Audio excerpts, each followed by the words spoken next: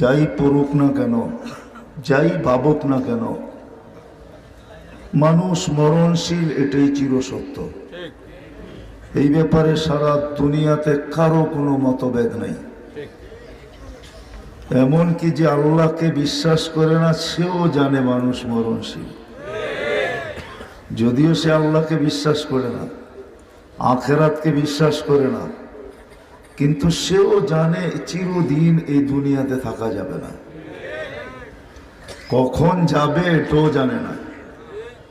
যতই বিদ্বান হোক না কেন, যতই আমরা বলি না কেন আমরা টেকনোলজি সমৃদ্ধ, আমরা বিজ্ঞান সম্মত, আমরা বড় উন্নত, বললে কি হবে? এখনো মেশিন আসে নাই মানুষের হাতে যে শরীরে লাগায় বলে দিবে কে কখন যাবে। কারণ আল্লাহ